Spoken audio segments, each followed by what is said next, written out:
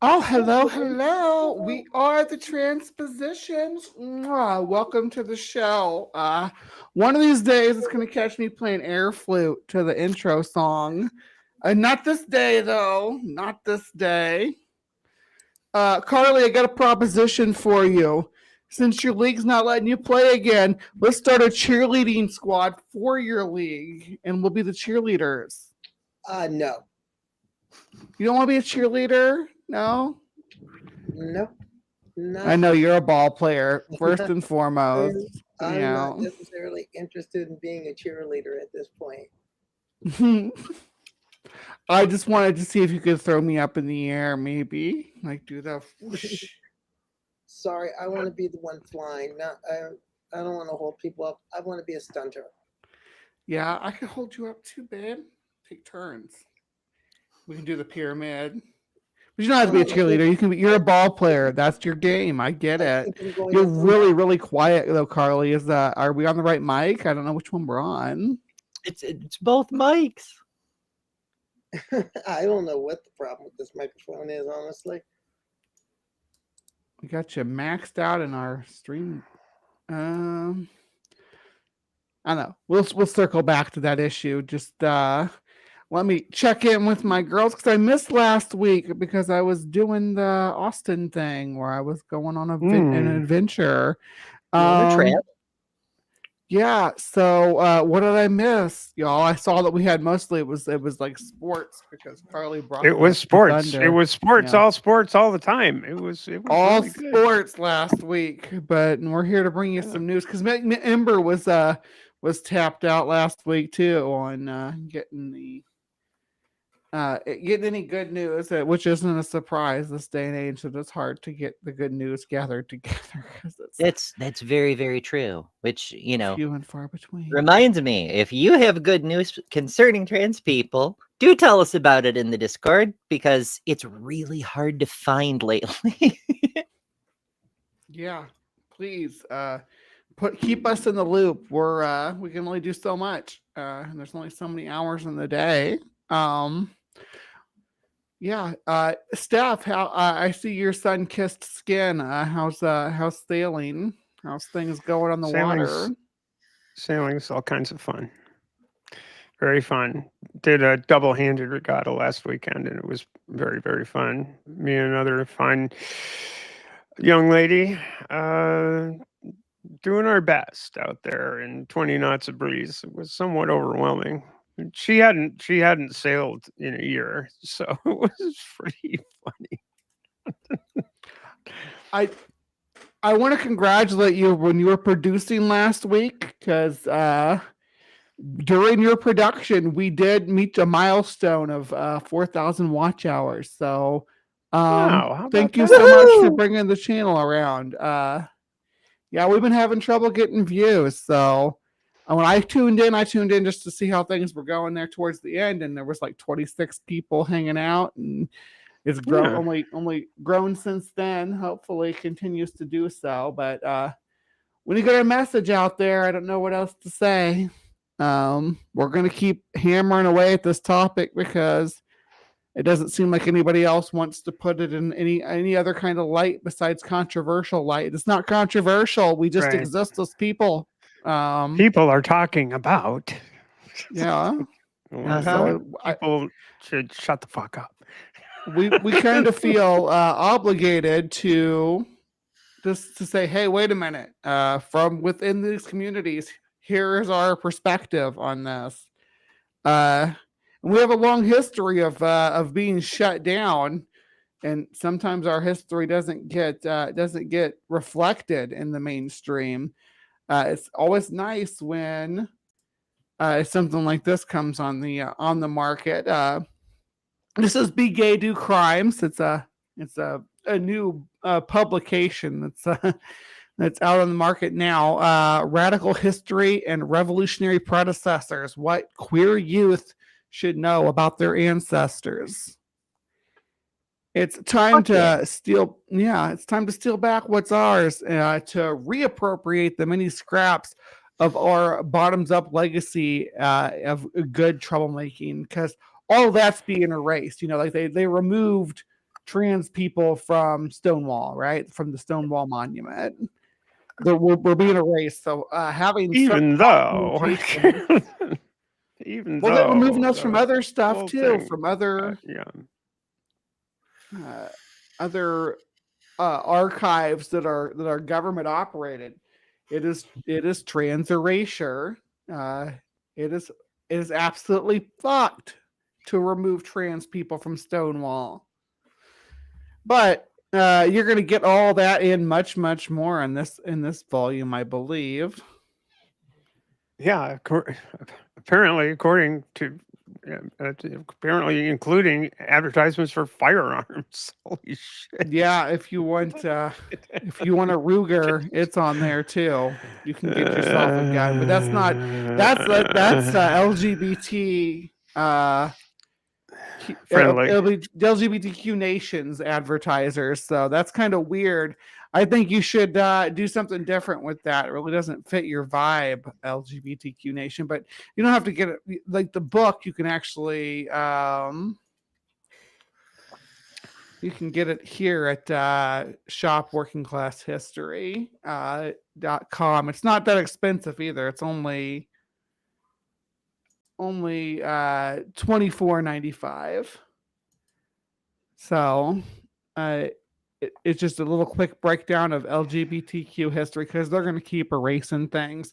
The cool thing is though, like when they try to do that shit, when they try to do this erasure where they remove us from the history books, where they remove us from memorials to movements that we were a serious part of, they forget that when you make freaking milestones that there's nothing you can do to erase that from history, right? Like a Tiananmen Square phenomena. And what I'm like, I guess what I'm referring to is like, well, here, let me pull this up because this is a good example of it. Like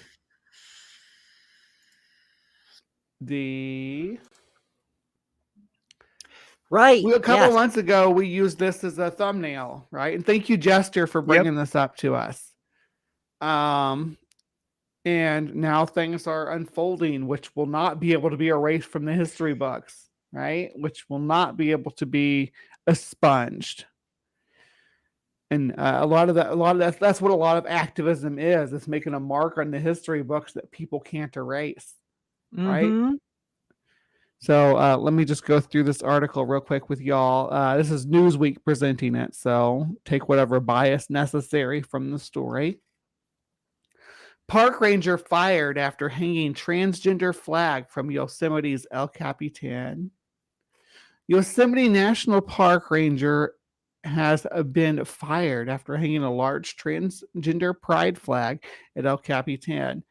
While park officials say some visitors could face prosecution under protest restrictions expanded during the Trump administration, Shannon S.J. Joslin, a ranger and bat biologist, said that they helped drape the 66-foot wide trans flag across the iconic granite walls on May 9th, 2025.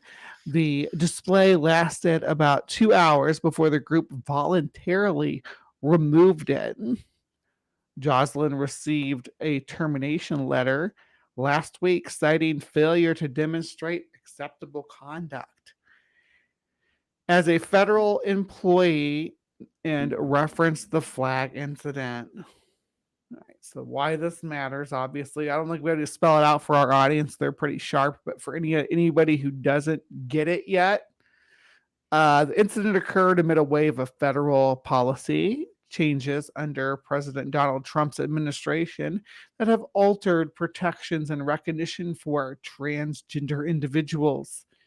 This year, Trump signed an executive order redefining sex in federal law to exclude gender identity, banned transgender women from competing in women's sports, and curtailed access to gender-affirming health care. So what to know? Jocelyn, 35, is non-binary, told the Associated Press that their action was meant as a response to policies they believe targeted transgender people. That's It such was press really wording. Believe to target. Literally, it says right in the orders. This targets trans people. specifically, yeah, we want to Yeah. target trans people. Yeah, No that's part of the ambiguity. that's part of the erasure. That's part of the erasure. It's and the media is helping erase us. Media is helping to erase us by using these ridiculous phrasings. It's like, no, they were literally trying to make sure that we don't exist in any public place.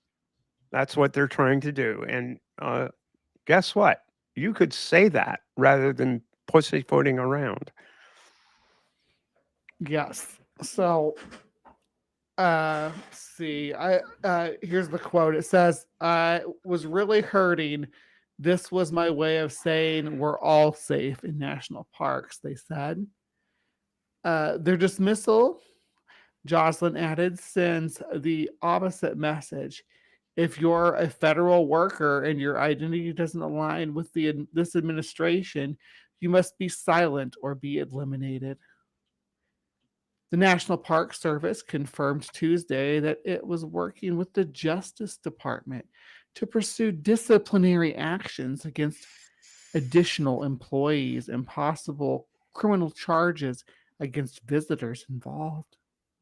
Now, to be clear, they want to make it out like they defaced the legendary cliff or whatever. No, every piece of equipment used was already there, is part of the National Park Service, and is used for hanging giant flags for various display reasons. It's what they used it for, what it is for, in compliance with all rules, and Jocelyn was off duty at the time. No one broke any rules at all. But that doesn't matter. The agencies are pursuing administrative action against several Yosemite National Park employees and possible criminal charges against several park visitors who are alleged to have violated federal laws and regulations related to demonstrations. NPS spokesperson Rachel Paulitz said, "We have the right to protest. It's one of our constitutionally protected rights, actually. It's the Our first one. country was built on protest." Oh, go ahead, Ember. I'm sorry. Oh, I just said it's the first one. Yeah. It's that Petition George the Washington government passed for on that. redress of grievances. I've got a grievance. You're trying to fucking erase me. That's my Right. grievance. Fuck you. It's pretty black and white. I got a complaint. According to Jocelyn, 7 climbers, including 2 other park rangers now on administrative leave, helped hang the flag. Yosemite, one of the nation's most visited parks, drew more than 4 million visitors last year. "I want my rights and I want my career back," Jocelyn said. "No part of hanging the flag was done on work time. Nothing about it has anything to do with my work." Because yeah, what does hanging a flag on a mountain have to do with bat biology? Come on, leave this person alone. They obviously Well, maybe the flag had little pockets that the bats could sort of hang out in. that would be kind of cute, actually. Would be. I'm not opposed to that. Bat flag. Let's start incorporating bat pockets on flags. I love it. Okay, let's see. Park Service rules on demonstrations have been in place for decades and have generally withstood court challenges. But the enforcement following the protest has reignited debate over political expression on federal land.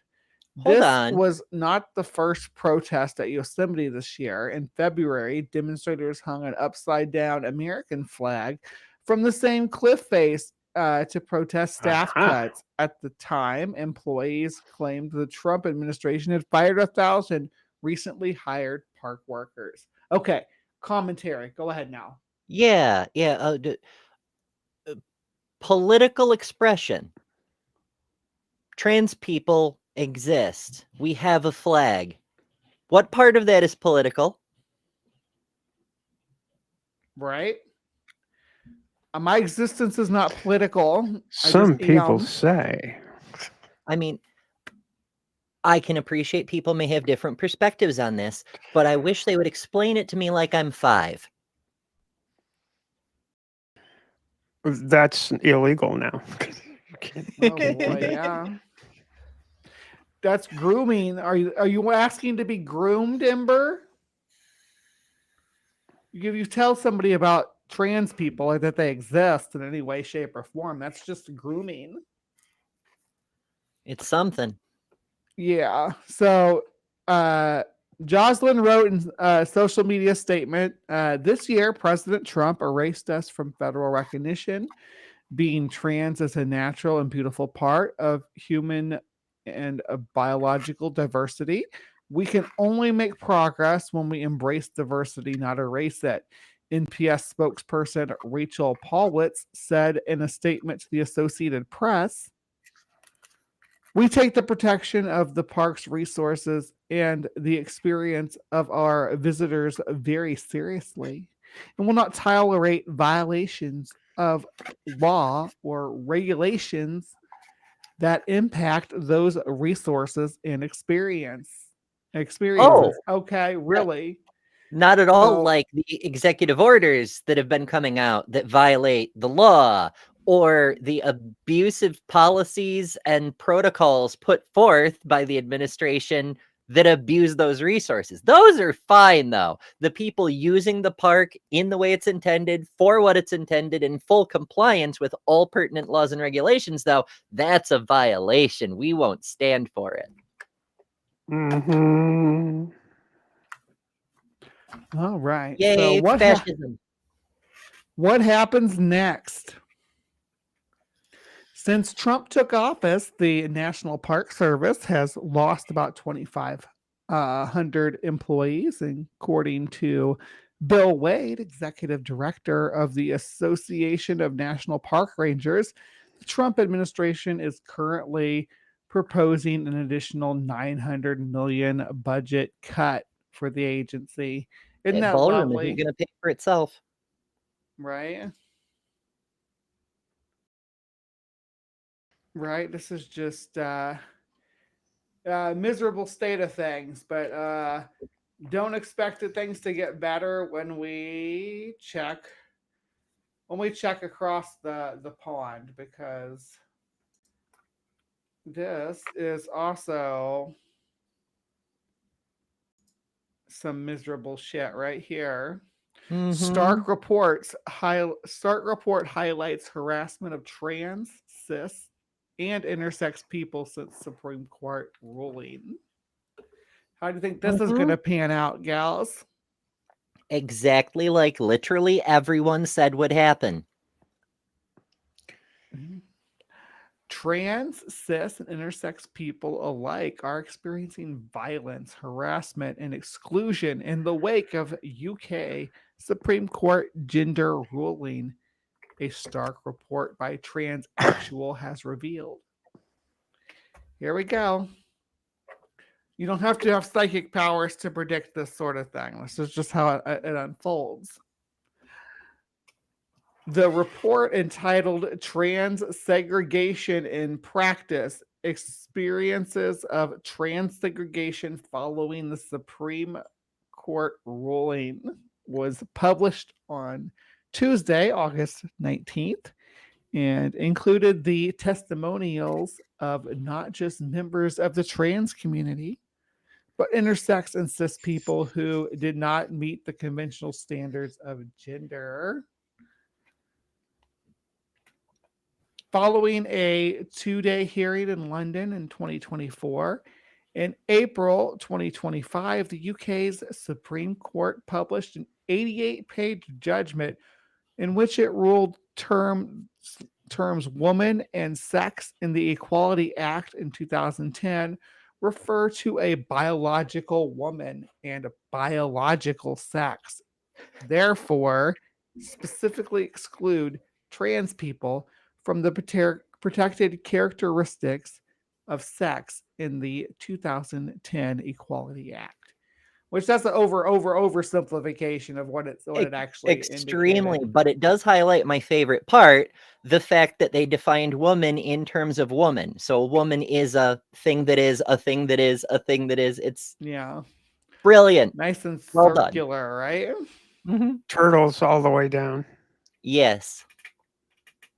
So the ruling was the Maybe they ought to start. of, Maybe they ought to start defining biological. Maybe they should start there. Because they want to pretend like it's biology? biological, like you have adopted parents and biological parent, but that's not the same use of biological. That means that who your biological parent means who you got your genetic material from, which is important if you need like transplants or if you need to know about medical history of your family, things like that.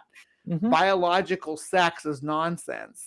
It's just a buzzword. But no. Biological sex is fun. Yeah, well, I mean, with the I right think it partner. is, but you know. The ruling was the culmination of years long battles between gender critical groups for Women of Scotland or Women's Scotland, the FWS, and the Scottish government, with FWS supporting the legal action by gender critical author J.K. Rowling, who toasted TERF VE Day in the wake of the ruling. We all remember the famous photo of her sitting on her yacht, smoking a cigar and toasting. Not that I champagne. mind. Look, she's entitled to her creature comforts, but you know, it's kind of tough when she's such a horrendous asshole while she's doing it. It's a problem. Very true.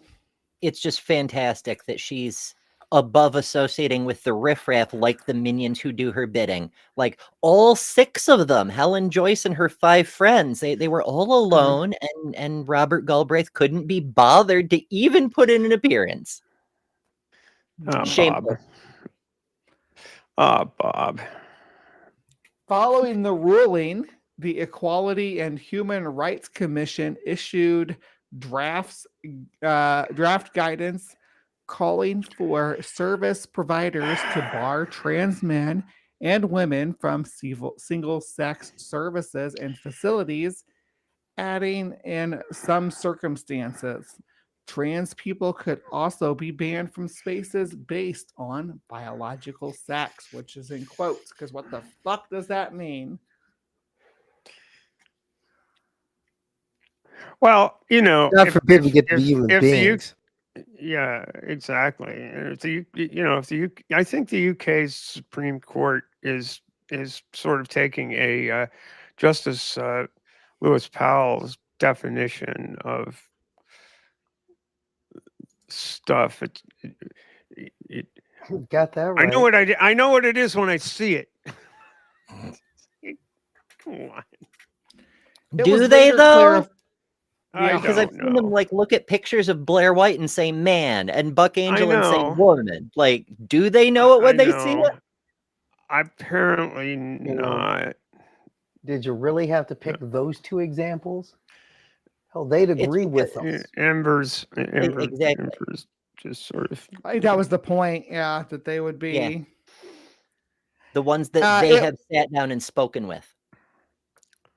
It was later clarified that the circumstances were where reasonable objection could be taken to a trans person's presence, including such as in the case of female spaces when the gender reassignment process has given a trans man a masculine appearance or attributes. So they carve out an exception for trans men. Did they mean a dick? Is that what they mean? I mean, it's so goddamn juvenile. I'm sorry. You have to be treated like a man. What? A leaked version of the EHRC's finalized guidance published by The Times last week is said to be not too dissimilar to the draft guidelines and will ban trans people from changing rooms, wards, and sporting competitions, as well as other spaces and services. You bet. Whilst gender critical and anti-trans groups and activists claim the Supreme Court ruling was a victory for women, human rights and LGBTQ plus organization and campaigners warned wasn't. that judgment would see trans people pushed out of public life and society. And harm every Let's get to the single part where woman. Yeah, let's get to the part where the cis people are getting their oxes gored. Yeah. The report from 'Cause they are. Transactual has found huge swaths of people are being denied access to bathrooms and changing facilities because they don't look right. Being outed at work, facing violence for simply being out in public and being removed from groups that they aren't part of. Or that they are a part of, are part of. Right, and this has serious consequences for the mental health of these people as well. Like, here, let me see. Like this report we have here.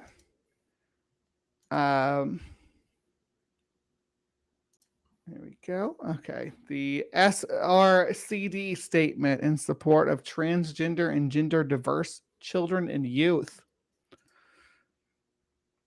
So this is a new publication that says, I'm not going to read through all of it, but well, actually it's not too long. Yeah, we'll read through this, just kind of the outline here. Yeah, there's just a lot of citations.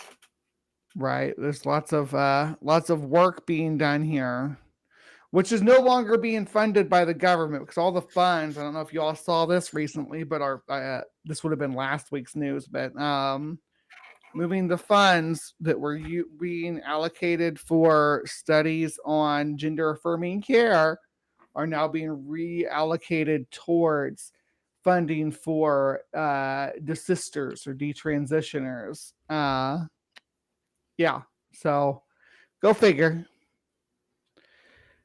All right, here we go. As development scientists, we are alarmed at the recent rise in state legislation across the United States that would harm the health and well-being of more than 45,000 transgender and non-binary children and youth. While these legislative efforts are varied, we see them as consistently rooted in long-standing, persistent, and destructive bias and discrimination against transgender people. Not much of a Transgender mystery children. there. Go ahead. I said not much of a mystery there. You know, I Right. mean, many of these laws and policies are proposed specifically as they aren't even hiding behind the we have to protect the women and children bullshit anymore. They're just outright saying fuck trans people. Like These people, we don't like these Iowa. people. Yeah.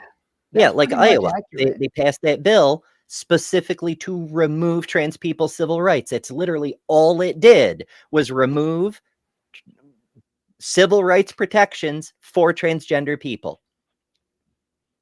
Straight up. Right. Fuck you. Yeah. Transgender children and youth are at heightened risk for experiencing violence and harassment. In a recent survey, 54% of transgender and gender diverse youth reported being verbally harassed. 24% were physically assaulted. 13% were sexually assaulted. And 17% left school because of maltreatment. Research indicates that transgender and non-binary children and youth are more vulnerable to depression, anxiety, and engaging in self-harm, including suicide. Yeah, we're not going to say that word right now. Than their cisgender peers. Yeah, we can't say a clinical term here, but yeah, you get the point. See, the legislation being proposed includes limiting access to gender affirming healthcare, including puberty blockers, hormone treatments, and surgery in some cases, regardless of parental consent. Forbidding students from using the restroom at school consistent with their gender identity, preventing transgender youth participation in sports, requiring school employees to inform parents about their child's identity, identifying as transgender, and more. So Transphobic. we have some very perceptive folks in our chat. And by the way, I want to thank everybody for being here in chat. Harder Gamer says, yep, a teenage girl got arrested here for using a women's toilet where I live as she had no hair because of chemo. So yeah, these laws are affecting everybody because ultimately it's the we can always tell people that can't always tell that wind up causing no end of grief for people of all stripes. So, you know, the fascist stuff, and Mark Reed pointed out the next thing they're going to go after is gay marriage. Well, I don't know if you're aware of this, Mark, but 2 Supreme Court justices literally said they wanted to revisit Obergefell. And the woman who refused to marry same-sex couples in Kentucky, I forget her Davis. name, Kim Davis, Kim Davis.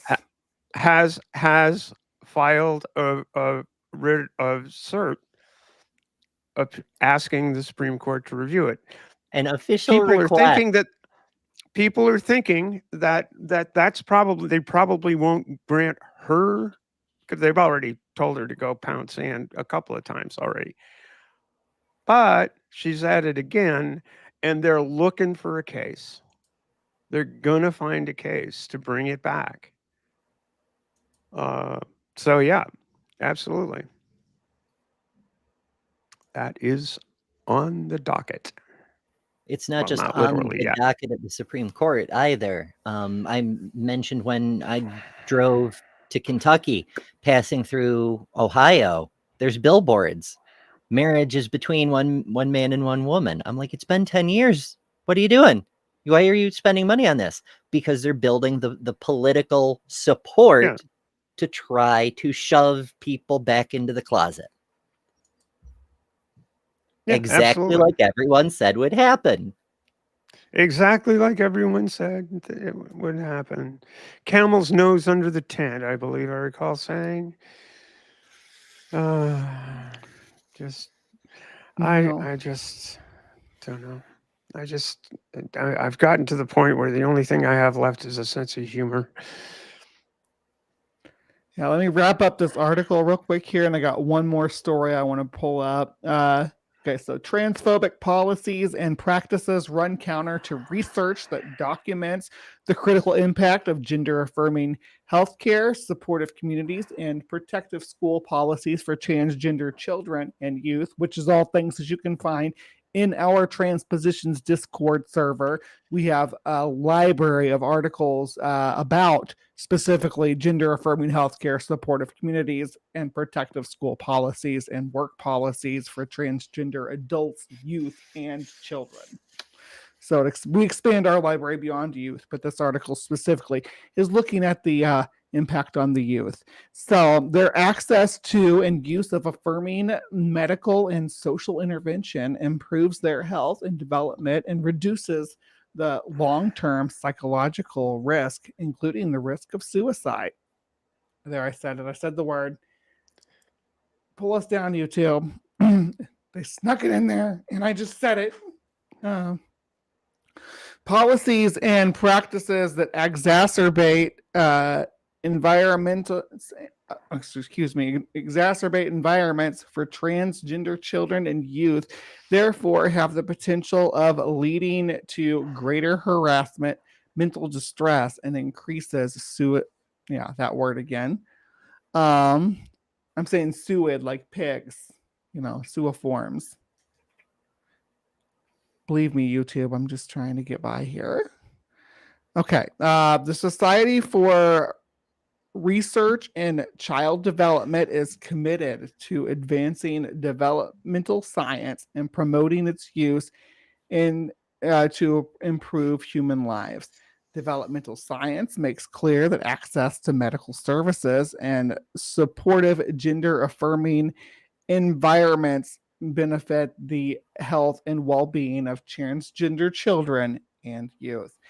And here's all their citations that they got here. So, they're citing their work. And I'm actually going to take this right now while we're sitting here, and I'm going to drop it into that section of the Discord server for papers and articles. Let's see here. And it's important to bear in mind that while the emphasis in the way this is presented is on trans kids, the research, the numbers given of the harm done to children by these policies applies to gender diverse youth as well. That's not just trans people. That's every single letter of LGBT as well as gender non-conforming people, like the tomboys that we've been hearing so much about lately. All right. Any final thoughts on this research paper? I think it pretty much says what we all expected, right? Mm-hmm. Yeah. So Nothing last surprising thing I got to there. talk about, and I want to make it clear before I pull this up that I am not like a Gavin Newsom stan or anything, but who the young lady that runs his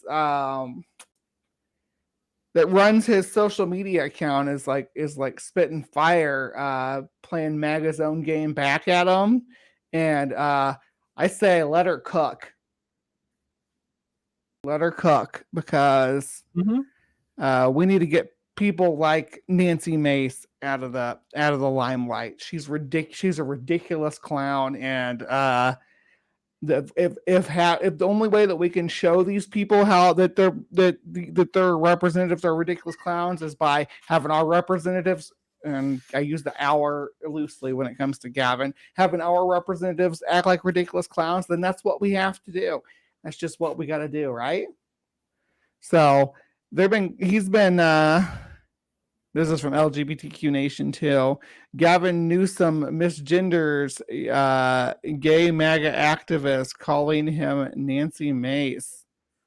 So apparently, this guy. Let's see. Hey, you. Yeah, I'm talking to you. If you're an independent voter in the Commonwealth of Pennsylvania, well, I've got news for you. You can't vote in primaries. And I listen to you guys. You say, Scott, we're stuck with that candidate. We're stuck with this candidate. Well, just realize that if you don't vote in primaries, you're allowing somebody else to choose your candidate for you. Pennsylvania is a closed primary commonwealth. And that means that if you don't choose to register to vote as a Republican, you're not going to be able to choose your conservative candidate. I court you. I ask you to change your party affiliation to Republican. Go to vote.pa.gov and register to vote today and change your party to Republican. So I didn't even know I thought Nancy Mace was in one of the Carolinas. I didn't even know she was in Pennsylvania, but She gets around. yeah. So I'm of the opinion that as a trans person, like it's the whole Batman meme with him breaking the gun, misgendering people is the weapon of the enemy, what have you. I'm not going to do it.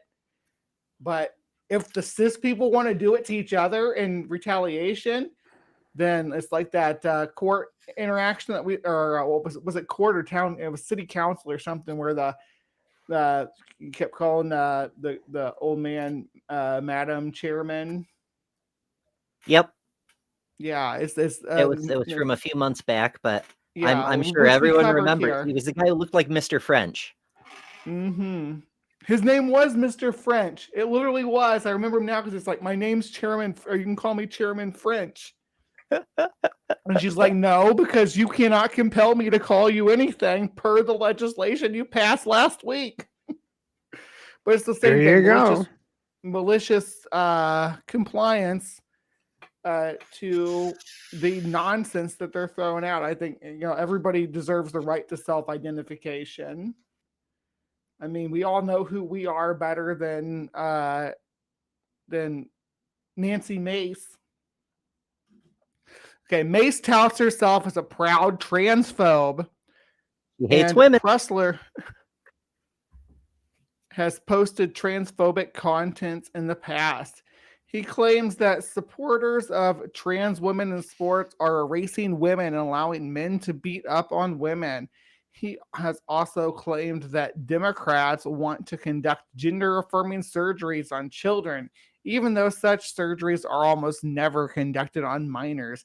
And when they are, they're almost exclusively conducted on intersex or gender non-conforming children that they're trying to make fit into a box. Nothing says No. gender affirmation more than circumcision. Absolutely. Yeah. It's like, that really. Yeah, or taking an intersex infant and altering their body to make them fit one of the two preconceived boxes. Mm-hmm. Right. That too. Newsom has recently gained headlines and notoriety by using the @Gov press office account to mock the president. President's self-congratulatory and all caps social media post style. However, Newsom has also gotten blowback for recently agreeing with the transphobic political viewpoints while appearing on a podcast with conservative activists Charlie Kirk and Sean Ryan. Yeah. Conservative blowback for me too, activist. That Newsom. man, he's not conservative. He's a Christian fucking nationalist. Yeah. And I'm bringing the blowback on that to Newsom. Not just about that. He so many things he's doing. The tearing down homeless camps and things like that. What the fuck's wrong with people? Anyway. In January, Newsom's aides reportedly held private meetings with Democratic lawmakers and discouraged them from introducing any pro-LGBTQ legislation. Not going to help your cause, DeGavin. In October of 2023, Newsom vetoed 3 pro-LGBTQ plus bills. The bills sought to increase access to gender-affirming and HIV medication. But Newsom said he worried their broader wording could have unintended legal effects. Use your words, Gavin. What the fuck do you mean by that? Well, we can't have people getting AIDS medication. I mean, people will be Right. not dying all willy-nilly. Yeah, some people are supposed to die of AIDS, right? But I guess Nancy Mace recently went on what's his name, Alex Stein, and talked to him, and he's a raging transphobic POS too. And she's talking about cutting funding from universities just for having gender affirming. Well, here, let me read it. Representative Nancy Mace said that she would threaten to defund Clemson University over its pro-trans equality policies if she wins the race for South Carolina governor. Bringing up so she is running for governor now. Yeah. She's been wishy-washy Yeah, about she's that. South Carolina. She's Yeah. South Carolina. What she's doing in Pennsylvania, Yeah. I have no idea. Just sort of making the rounds, I guess. But nothing says Republican like saying I'm going to take away education. Right? Oh yeah. Sometimes something she criticized in past April and is no longer on the university website. You know, it's funny how when Nancy Mace ran, she ran under this idea that she was like, leave trans people alone. We got bigger fish to fry. There's actually quotes of her saying shit like that, but here she is talking to Alex Stein. Here's a quote. You all know Alex Stein, freaking right-wing comedian and noted transphobe. What I would like to do, Alex, is defund colleges and universities that allow mentally ill men into women's bathrooms and women's spaces, she said on Alex Stein's podcast. Stein is also an extreme transphobe who testified in Texas legislature earlier this month that the government should allow trans people in the military so that they can die in battle. And it was a suicide bombers. He wanted to use trans people as It wasn't suicide just bombers. transphobic, it was also super racist. But it's fascinating that And she wants to genocidal. block mentally ill people from doing things. But if that ever happened, she wouldn't be eligible to hold office. Ooh. Stein appeared to get upset at the suggestion that Clemson, the University of South Carolina, could get their funding cut by Mace. Responded, Clemson had a form on their website about with 15 genders, and male and female weren't two of them. That's because male and female are sexes, you dolt. These people are like, it's two idiots talking to each other, blind leading the blind here. Yeah.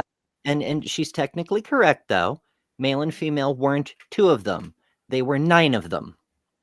Some variation, cis woman, biological female, trans female, like all. There were so many different versions. Yeah. Almost all of them were male or female with some modifier, you know? Yeah. Mace was referring to a drop menu in the student's information form on Clemson's website that she was outraged by back in April. So outraged that she recorded herself leaving a voicemail expressing her discontent with the president of Clemson. She literally called the manager. She is the government's Karen through and through. The drop menu, though, didn't have 15 genders. In reality, it had 15 choices of phrases people could use to describe their gender, many of which weren't mutually exclusive with other options. Cis female and cis male were both options on the list, as well as trans man and trans woman, which meant that there were plenty of options for male and female people to choose from. Stein brought up football during the football funding, and Mace pushed back, saying that threatening the university's funding is also about protecting men. Oh boy. I want to make sure that everybody is following the rules and we're keeping women safe and men too, because it's a liability for women to be in men's spaces, Mace said. There is no evidence that trans women are a threat to cis women in restrooms. And there's no evidence that trans men are a threat to cis men in restrooms either. I want to protect men just as much as I want to protect women. We happen to know, I actually recorded a short video about this that I plan to include in next week's show, but spoiler alert, the bathroom thing, not only is it obviously made up, but the people who made it up admitted it, and we've known that for years. Right. It's been public knowledge for years. All right. Right. Yeah, and that's about as much as I'm going to crack down on that, since you got a piece coming up about it too. So I'll leave it alone. Leave it there for now until next week. Come back for a follow-up. All right. So let's do a quick little round robin here. What we got coming up on the show. Ember, what do you got for us tonight? Good news. So a lot of the wing nuts have been up in arms over this one video on YouTube by a cis person explaining the nature of transness and whatnot. And they're like, oh, he gets it all wrong. And then, they go off on their biased and bigoted little rants and whatnot. So I'm like, I should probably take a look at this thing. So that's what we're doing. We're taking a look at this thing. Let's see how good the cis guy can get it. All right. And Karleigh, if you got your mic working, what are we expecting in sports today? Well, what do we have in sports this week? Oh, yeah. Sports is actually mostly we do have an item on Forfeit Mania in California again. And Yay. this time, forfeit mania is over AB Hernandez, because it seems like they just can't get enough of AB. Not only is it Yeah. hi Kirby, not only she plays volleyball, and one of the schools in the schedule last week forfeited their game because, God forbid, you play a team that happens to have a trans girl on it. And of course, the usual suspects are all a part of it. We'll have that in sports, but sports has some good stuff in it tonight. Kirby, watch your tail. Harrison Brown, former University of Maine hockey player, former professional hockey player, retired because he felt being himself was more important than scoring goals. Started his transition in 2017, became an actor, and now a director, producer of his own short film, which will be among those selected for the prestigious Toronto International Film Festival next month. So we brought in Harrison Brown and talked to him about his film Pink Light and his ambitions to make it a full-blown feature film. I've seen the short. It's incredible. It's a beautiful transport story. We're going to have that in sports. That's great. All right. Well, excellent. And then, of course, with the show, we're gonna after our sports, we wrap up with a little reconvening here and with some stuffing about things, and and it'll be the end of the show. But we still got good news coming. We got sports coming, so stick around. If there's any final words before we move right in. And subscribe, use the share button. The share button helps more than you could possibly imagine. Please click the damn thing. Mm-hmm. All right, here we go. See you later.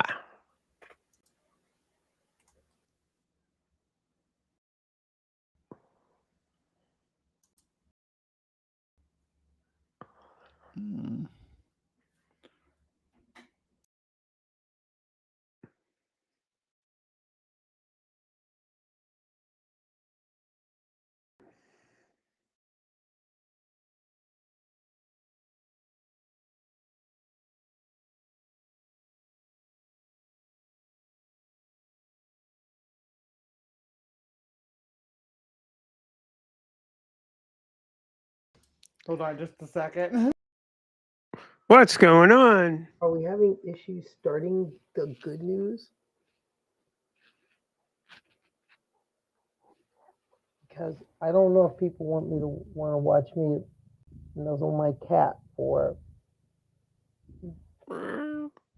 crap. This week, a cis person's surprisingly comprehensive perspective on the concept of trans people made simple. Let's check it out. Good news starts right now.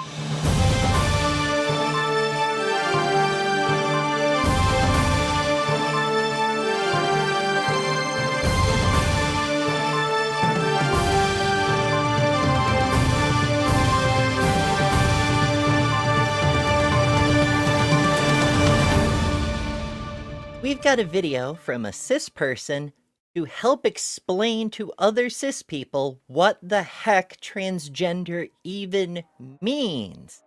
Let's have a look at it and review it to see how well it holds up. Viewer discretion is advised. Here's the usual story. We're all born with either XX or XY chromosomes with one of two kinds of parts between our legs, eagerly. I understand he said, here's the usual story, and he's probably going to expound into how reality differs from that. But I just want to add a note there. Reality differs from this, and we'll probably explain why if he doesn't. Waiting to fill our preordained roles. None of that is true. When you're born, the doctor assigns you a sex based on your parts. Unless someone ran a karyotype test to diagnose a... Right, and it's so much worse than that. Like, they say sex is observed rather than assigned, but that's kind of literally true, but also the opposite is literally true, because what happens is a physician will observe what's between your legs, and then they will assign you a category based on that. And contrary to popular belief, there isn't just in or out. there's degrees of deviation, and everything that falls within a certain range gets categorized as one thing, and a different range, it's the other thing. And if it's in between, well, then things get complicated. Very often in the past, and still today in some places, including in the United States, if you're in that in-between where it's not clear, they'll take a guess, do a surgery, and force you into one of those two categories. Problem, nobody knows what chromosomes you have. You could have XXY chromosomes, for example, or just a single X. Some people are born with ambiguous parts. Right. This is more often from a hormonal imbalance in the womb than from chromosomal shenanigans. Either way, you have a baby that... Right. More often it's hormonal stuff, but not always. For example, up to 10% of the population are the result of chimerism, which is when you have twins and they fuse together to form a single fetus that then gets born as a single baby. When those fetuses that form a single fetus are of opposite chromosomal sexes, then you get a very interesting result. A type of intersex person whose cells are roughly 50-50 of both standard kinds. And things get very interesting from there. It's otherwise healthy but falls outside the popular conception of sex. They could grow up to live as a boy or a girl or something beyond, but how do they decide what's right? About half of us are assigned female at birth and about half are assigned male. One half is supposed to push an entirely new person into the world, and the other is supposed to sit nearby looking helpful. Yes, there are biological differences among the sexes. There are also...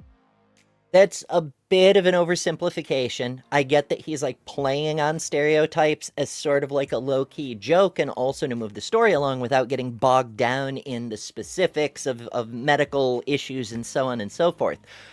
But it should be noted that not everyone assigned female can produce babies, and not everyone assigned male is capable of helping someone who's assigned female produce babies.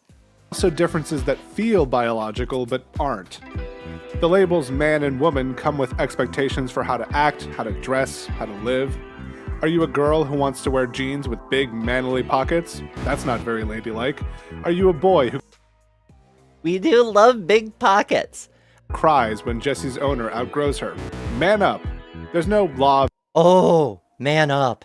That's one that people who are categorized as manly have to deal with a lot. There's whole discourses about this, let's call it toxic masculinity in this case. And that's one of the initial sources of dysphoria for a lot of trans women. While you're a child, you've got people telling you, don't feel that. Don't cry about that. That's a woman thing. You're a man, or a boy who will become a man, or whatever the case may be, and you're not allowed. That's a deviation of your gendered expectation. And while that's bullshit for everyone, every human should be allowed to feel their feelings. Your feelings exist for a reason. That's often one of the earlier signs that can be understood as gender dysphoria. Being told this is who you are because of what's in your pants, and realizing that's not true about you. It doesn't fit you. And then you start to question other things. the universe, making girls wear clothes with tiny pockets, or stopping boys from crying at old Pixar movies. Otherwise, we'd all behave exactly as we should, and this video wouldn't exist. This is baggage we place on the sexes as a society. That's right. The stereotypes and expectations are externally imposed, which is why different cultures treat things very, very differently. gender, and that's what people mean when they call it a social construct. I think of gender as a two-sided coin. On one side, there's the performance. When you size someone up on the street, you quickly put them in the man column or the woman column and expect them to act accordingly. A man is likely to be assertive, to be dominant, to harass total strangers. A woman is likely to be passive, to be subservient, to warn others about harassment. On the other side, there's Again, that plays into stereotypes a little bit, but it's kind of hinting at the idea of constellations. Like, it's not just a performance. It's not just a line. It's everything you do, from the way you look, to the way you walk, to the way you speak, to the attitudes you present, to the way you deal with confrontation, can be considered in terms of gender. Every piece of data you present to a person is a checkbox that they're mentally, subconsciously assigning points. Is this a manly thing? Is this a womanly thing? So what we're all doing subconsciously is adding up the data and saying this person has 5 or 6 things that go in the man column, but 20 things that go in the woman column. Or maybe it's 10 and 12, or maybe it's the other way around and it's 3 and 17, whatever the case may be. That's how we tend to make our evaluations. We could also just ask and clear up the whole mess. Our feelings about the performance. Your dad says you should play football, but you'd rather do ballet. Your boss says you should smile more, but you'd rather tell him where you can shove those words. Right? And that's sort of the other side of things, is how you are treated by society and how you interact with that. It's the performance that makes the gender. There's no heads-up display telling you a stranger's chromosomes, so you can only tell by how a person carries themselves. If we wanted, we could decouple sex and gender with a hot take. Nobody likes a genital inspector. Unless... I mean, well, there are people who definitely like that. There's certain lawmakers here in the United States and elsewhere who are pushing very hard to get genital inspections as a thing, particularly of children. But that's a whole other subject unto itself. Unless you're actively practicing medicine, there's only one reason to want to know what's in someone's pants. With that attitude, you can carry yourself however you like. You might have noticed... Right. Like, really, it's nobody's business. It's nobody's business. You can choose to share it if you wish, like, say, for example, with a potential love interest. But it's not actually anybody else's business. There's not just one way to be a man or a woman. Some men are lumberjacks, some are tennis players, some wear dresses on their album covers. There's a Right. Masculinity is a spectrum. If you can classify people as more manly or less manly, then even just the bucket of maleness has a spectrum. Masculine ideal on one end and a feminine ideal on the other, and we all fall short in our own special ways. That's what people mean when they call gender a spectrum. We know what traits and behaviors go into these buckets, and most of us try to fit ourselves in one bucket. But more or less, there are some people who deliberately defy the buckets. The whole subculture of femboys, they're all people who maintain their man identity, but deliberately express in feminine ways. For example. Of course, some people don't fit into either bucket. And why would they? Our narrow cultural lens can't reflect the rich inner lives of everyone on Earth.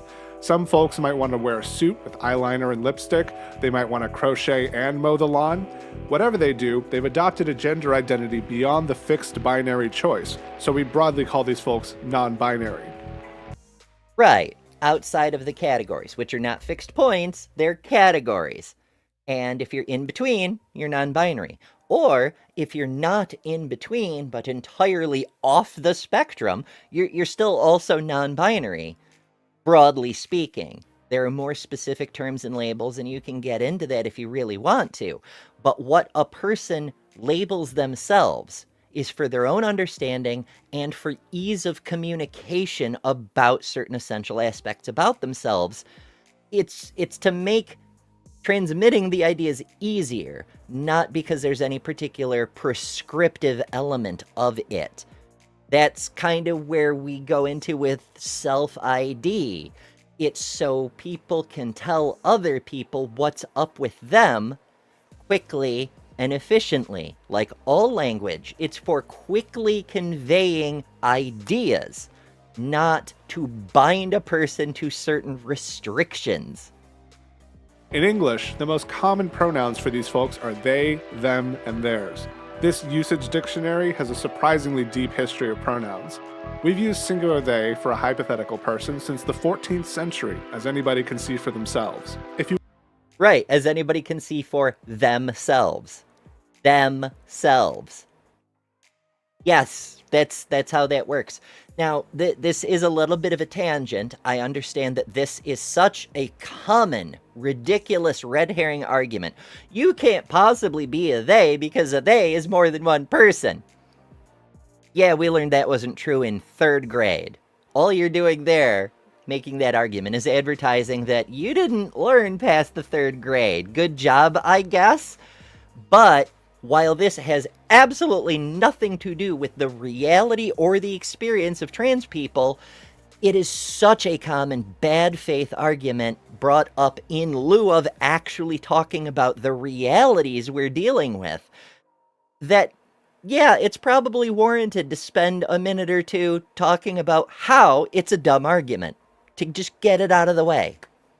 wanted to refer to a specific person of indeterminate gender, for a long time that was he, which caused friction among the non-he's. But singular they has been the prevailing standard in British English since 2000 and in American English since 2020. Right. And this is where a lot of people get the idea that being trans has only been around since 2020. No. It's we stopped using the extremely cumbersome wording of he or she, or him or her, when we could just use they. And that's the way people instinctively talk. Like, nobody says he or she left a package. It's they left a package. Everyone talks this way. If you have trouble using plural words for one person, well, notice that I said you have trouble and not you has trouble. Oh! And that's an excellent point, because you actually is a plural word. It's the plural form of thou. Nobody uses thou anymore because it's inconvenient, but we still treat you as if it were an exclusively plural word. Neat, huh? You don't need to change your pronouns to play with gender. See those guys from earlier, but Right. Pronouns are an entirely separate thing. Pronouns exist in order to avoid confusion while talking about people in a simplified fashion, especially in the third person. They're not strictly necessary, nor are they directly a part of the conversation. It's just how the ideas of gender interface with our peculiarities of linguistic structure. It's not actually the main issue. It's a substitute for the real issues. Your pronouns don't necessarily indicate anything at all. In fact, a lot of non-binary people opt for neopronouns specifically to make a point about the silliness of pronouns, at least in terms of a gender-based argument. I'll be the first to admit that I could never put on a dress. I'd just feel awful. If gender is both the outward performance and the inward conception, I'd feel a terrible disconnect between the two. Right, and that's an excellent point, because a dress doesn't change anything about you. Harry Styles put on a dress and he's just fine. There have been a whole bunch of men wearing feminine clothing of all sorts for decades in popular culture. It'd be like the opposite of euphoria, dysphoria.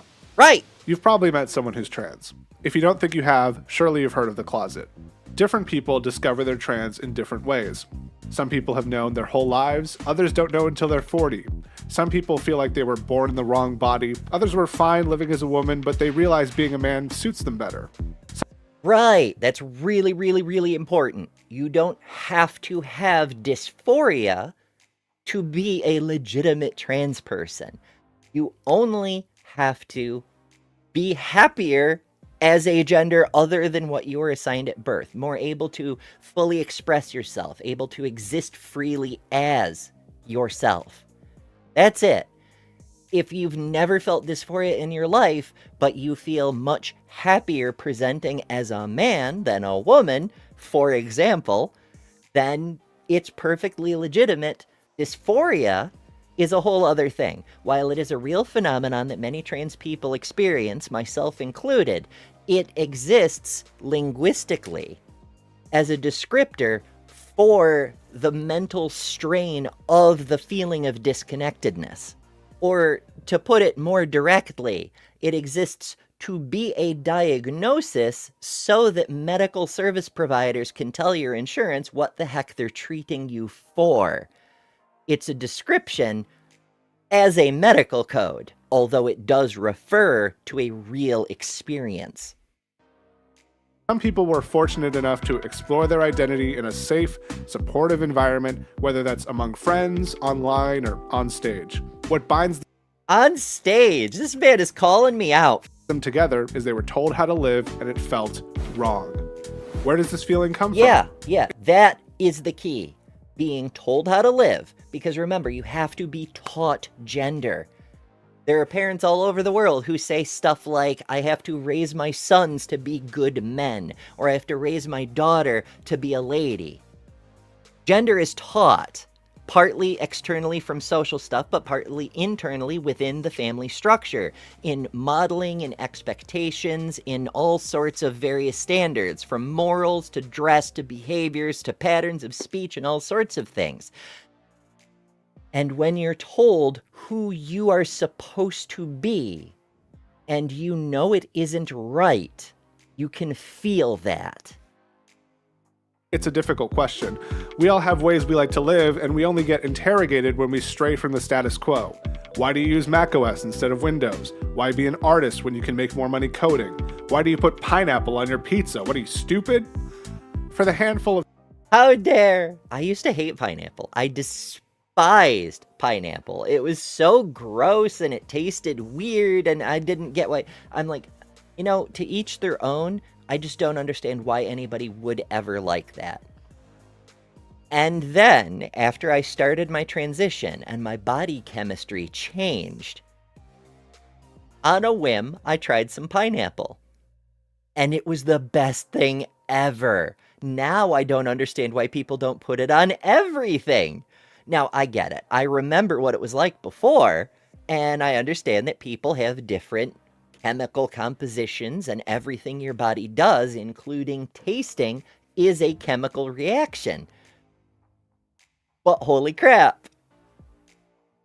Trans folks I spoke with, it's as natural to them as not being trans is to cis folks. I don't want to put on a dress, and neither do most trans men. It should be... Right. It's how we naturally are. People make a big show out of how it's so artificial, you have to take hormones, and some people have to go through surgeries. You don't have to. Those are tools to help you feel better. But you don't have to.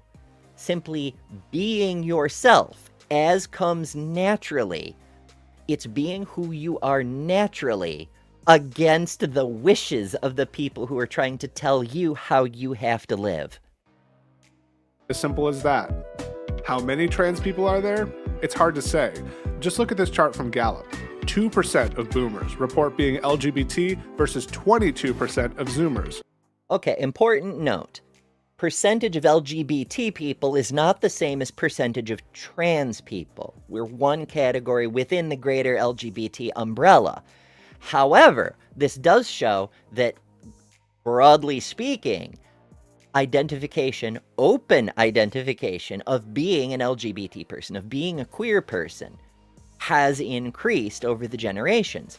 And therefore, it stands to reason, even though it's not actually demonstrated, being open about being a trans person is more common than it used to be. Now, we happen to know from other studies and surveys that is true, but it's not actually shown by this table. It can only be inferred. However, it seems likely, based on the data we have from bioscience, from medical science, from neuroscience, from psychology, from genetics, from all the various fields of study, at least as it pertains to human composition, that there's a rather large number of people who are probably still in the closet, possibly for safety reasons, because this world isn't super safe for us just yet. We're working on that. I hope you join us. What's more likely? That people are becoming more queer due to some unseen, insidious force? Or that the kind of... General Soyman woke! Oh my goodness. Some unseen, insidious... Oh my goodness. See, these graphics are great and they go by so fast we can't see them all. Served from 2008 to 31, I guess. 2031, maybe. Culture War Coastal Theater, love it. Received first star after designing the pronoun selector in the 2023 video game Starfield. Oh! Pronouns! Or that the kind of self-reflection and experimentation that leads people to discover they're queer is becoming more acceptable. As a hint, here's a graph showing left-handedness in the US by birth year. Yes, the left-handedness graph. Now, this, obviously, a lot of people make a big stink over handedness not being the same as gender. But it kind of is analogous insofar as how do we objectively, through medical science, determine if you really are left-handed? You could be lying about being left-handed and we'd have no way to know. So how could we be sure you're being honest about being left-handed? First of all, why the hell does that matter to anybody else? It doesn't. Just like gender. When it comes to handedness, it's surprisingly relevant because how do you know you're right-handed or left-handed? When someone hands you a pen, how does it feel more comfortable to hold it? When you try to catch something, which hand feels more comfortable to do that with? When you reach for something on your desk, which hand does it seem more normal to grab the thing with? There is no medical evidential component to determining handedness with which you have to comply. It's what feels right to you. Because when I try to write with my left hand, I can do it badly, but it feels wrong to me. So I know I'm right-handed. This feels awkward and weird. Gender is exactly the same thing. Once you switch and you put the pen in the proper hand, your troubles fade away. You'll probably feel a great sense of relief that now it's so much easier to do everything that you need to use your hand for. Just like it's so much easier to do everything you need gender for. It's just what's natural. We understand the left-handedness graph in that many, many years ago, people were punished for being left-handed. Did wokeness spread the mind virus of left-handedness and cause more people to be left-handed? That seems kind of silly. Or did we simply stop punishing people for being who they are and try to make them be who we told them to be? We're kind of doing the same thing now with gender. Students were forced to use their right hands until the mid-20th century when this chart plateaus. I hope to see a similar pattern in the LGBT poll someday when people are no longer afraid to be themselves. In the meantime, how do you deal with dysphoria? Start with the simple things. Change your hair, your clothing, your pronouns. Ask people you trust. Right. The social stuff. It could increase your stress because there's a whole lot of people who like nothing better than to hate people. But it could make your life feel better. It could be very much like taking the pen out of your left hand and putting it into your right. Or vice versa if you're left-handed. Trust to try calling you by a different name. These low-risk experiments are easy to walk back, but if it feels right to you, that's when you can start considering the medical stuff. Once again, the medical stuff is there for your benefit. It's by no means a requirement. No one has to do those things out of social obligation. There's no rule, which is one of the reasons that we push back so hard on these countries that won't let you change your legal documents unless you get a certain surgery. That's nonsense. Not everyone needs that. The people who do need that, it should be available to. But forcing that on people, that entails mandatory sterilization, which is a literal war crime. With all the hysterical op-eds that you could walk to the gender store and get a dozen surgeries today, but no. It takes a Oh, it would be wonderful. long time to get in front of a doctor and even longer to transition. You should hear the details from actual trans people like Abigail Thorne and Alex Avila, who've been generous enough to share their stories. Right. In fact, Abigail Thorne's video about emailing your doctor is legendary. You absolutely should check that out if you haven't seen it already. But yeah, it's hard. It's very hard. In England, where Abigail lives, they do actually have a national health service. But it's not that great in terms of gender, which is what that video is about. So different issues, but everywhere you go, there's issues. If you're lucky, you can emerge on the other side as the person you'd like to be. Very few people get to medically transition, but those that do are overwhelmingly happy about it. Right, and that's important to keep in mind. A, not every trans person needs to medically transition. B, not every trans person needs to go through all the possibilities of medical transition. There's a number of trans people who haven't gone through every possible surgery. Conversely, there are lots of cis people who've gone through many of the same surgeries and aren't detransitioners. They have always presented as the gender they currently hold.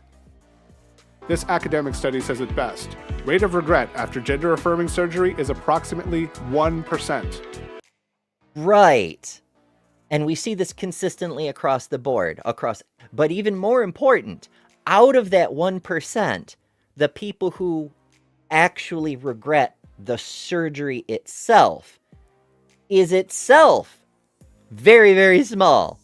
The numbers vary from study to study, as they must, because the sample size we're looking into is very, very small. So a single person feeling a certain way is going to change the data resulting from that particular study. But overwhelmingly, the regret comes from things that aren't part of the surgery, like infections. Oh no, I got an infection. Yeah, that's not great. So you didn't have a positive experience with the surgery, even though the surgery itself and the result are both fully acceptable and you're completely happy with them. And study after study shows similar things. The majority of people who detransition do so either because they lose access to gender care and have to, or because of outside social pressures, like family and friends who treat them like a freak. Other life decisions, such as having children and getting a tattoo, have regret rates of 7% and 16.2% respectively. Oh my goodness, the regret rates. Editing Ember, please include the clip of regret rates from the Mr. Anderson video. Regret rates for gender-affirming surgery are the lowest in medicine. But since it came up, here are the minimum reported regret rates for a few other things. LASIK eye surgery, 3%. Breast augmentation, 5%. Knee surgery, 6%. Gastric bypass, 48%. Facelifts, 60%. Heart transplant, 6%. And tattoos, 24%. Some of these are literally life-saving medical care, which is the same category that gender-affirming treatments fall into. Where you no longer feel the disconnect between performance and self-conception is known as gender euphoria. What I found interesting in my interviews is a point beyond euphoria, where you stop thinking about your gender and move through the world as your true self. That's the real ideal. Trans people just want to live with dignity, as themselves, without intense scrutiny, misinformation, and hatred. Exactly. The entire reason we're here, the entire reason every trans advocate you've ever encountered is here, is because we have to defend ourselves against mountains of bullshit that don't even have to be there. Some people want to make your life harder just because they can, or for some misguided reason, often having to do with this biological essentialist conception that women are somehow inherently inferior to men or some other sexist nonsense. And it hurts all of society, not just trans people, but it really hurts trans people. Ultimately, we do want to just be able to live. to be free to be who we naturally are, with access to the tools we need to feel happy and healthy in those roles in society, and for everyone else to also. As with most of the things I reference on this program, finding them again can be slightly difficult. That's why I keep a list on my website, betterthanember.com. Under the Resources tab, you can scroll down a little bit and find this video for yourself to share with friends, family, or simply watch over again without my helpful interruptions. It's right here near the top. It's called It's Never About Chromosomes, and I think it's a very useful resource, especially considering it gives the perspective of a person who isn't trans and took the time and effort to try to understand. If you enjoy content like this, be sure to subscribe. Transpositions Weekly is the first and only weekly trans news show in the universe, and we need your support to keep this show going. Contribute at patreon.com/thetranspositions. Spread the word all over social media. Share the videos to let people know we're here. And tell us what stories matter to you by joining the community on Discord. Discord, of course, is where the memes live, and our meme of the week was posted by yours truly. And if you randomly realize you're finally who you were always supposed to be, join us. Also, if you have good news concerning trans people you'd like to see reported on, you can tell us about that in the Discord as well. For the Transpositions, I've been Ember Belrad.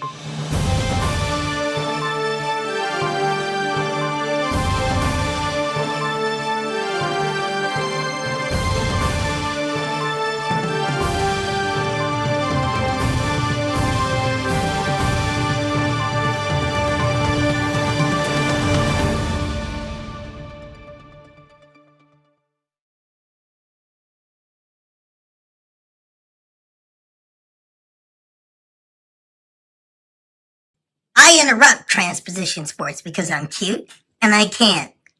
And for this message from the angry gay grandpa. You don't pay me enough for this, Karleigh. So maybe I'll start a little bit softer.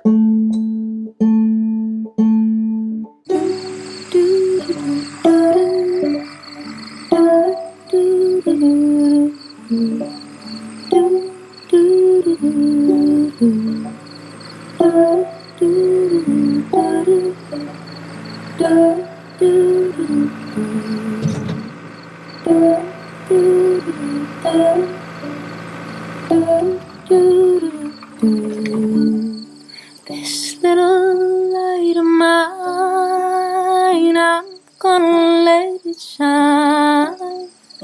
This little light of mine.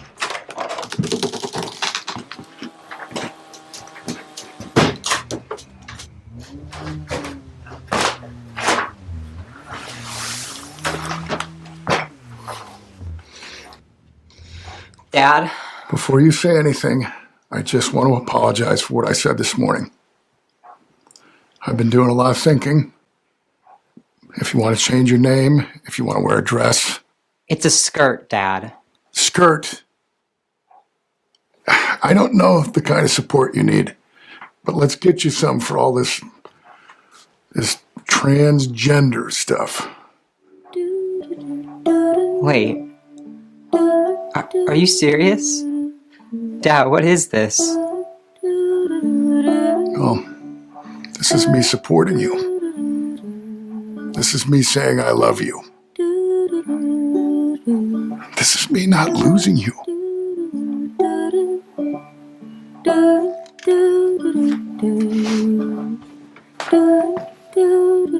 I love you, Dad. Love you. Holly.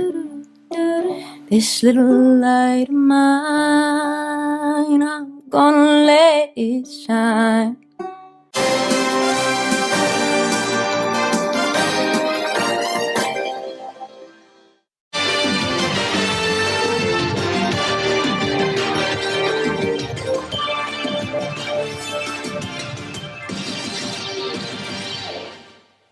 School's back in session, and apparently so are forfeits.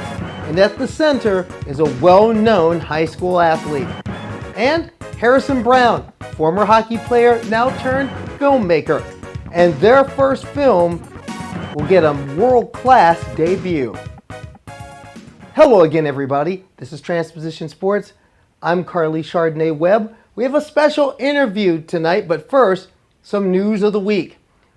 Last Tuesday, A.B. Hernandez, the high school high jump, long jump, triple jump sensation from Europa Valley, California, was hailed by her town city council for her excellence at track and field last spring. 3 days later, Riverside Poly High School chose to forfeit their scheduled match against Europa Valley, according to Fox News Digital, because the team voted not to play against Europa Valley because A.B. Hernandez, a trans girl who's now a rising senior in high school, was on the roster. Which means apparently forfeits are back, at least in a limited way. On Monday night, Europa Valley had another match. A match that was played and they lost. So this is probably a one-off deal. But the usual suspects, the usual anti-trans advocates were already out in force and are already saying that they're going to have other schools in the roster try and forfeit games. They're going to push them to do so anyway. Now all this is happening here during school years across the country, which are opening throughout August and September, the first school year since the Trump administration came into office last January. And already trans students are feeling the brunt of it. And when it comes to trans student athletes, there is a major event looming ahead. The upcoming Supreme Court case where the Save Women's Sports Acts in Idaho and in West Virginia, both of those have been stopped by federal injunctions in lower courts, will be decided. Now, that case will open up sometime in October. The final decision won't come until sometime next summer. So that won't affect this academic year, at least in the places where trans student athletes are still allowed to participate and compete. But one thing is certain, we're going to see a very contentious year ahead. Now turning to our feature interview tonight, Harrison Brown, former college hockey player at the University of Maine, and he played in the Pioneer Hockey Federation, the progenitor to the current NWHL. In 2017, he retired from hockey because being himself was more important than scoring another goal. He started his transition that year. Since then, he's become an actor and an auteur. His first short film, Pink Light, a story based loosely on his own life and his own journey, will get a big-time debut. It's been selected to be a part of the Toronto International Film Festival next month. And here's the trailer. Shit, sorry, dude. You okay? You okay? Choose your color, Scotty.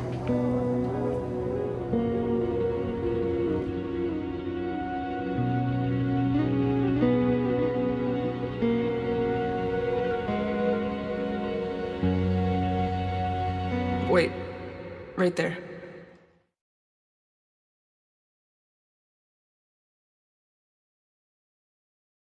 And joining us now, the auteur himself, Harrison Brown, trading the hockey rink for the film world. And not only, and you've decided, let's make Pink Light a thing. First, welcome to Transposition Sports. And secondly, a feature film. What makes you want to take this attempt? Because you know, feature films, they're hard to make. They're even harder to sell. What makes you want to do it? Well, I think just having the short film Pink Light really get the reception that it got, like getting into TIFF, a top 5 festival in the world, is really, really amazing. And for me, what really drives me and what makes me want to continue this and on a larger scale is trans representation and seeing characters that I didn't see growing up on screen. I think it's really, really important. I think it is really important to also have short films like that are accessible, like 11 minutes, 10 minutes. People's attention spans are dwindling. So I think that having a character like this, having a story like this that centers around a trans man playing on a women's team, a trans man pre-transition, something that I wish that I saw growing up. I'm really, really proud of that. But seeing how much it's been really embraced, I do think a feature version will reach a lot of people, and I'm really driven to having more trans representation and humanizing the trans experience, especially the trans experience in sports. For you, how big was it to get in the Toronto International Film Festival, just to get your story out there in front? I mean, it's a gold standard film festival and your story's there. What was that like for you?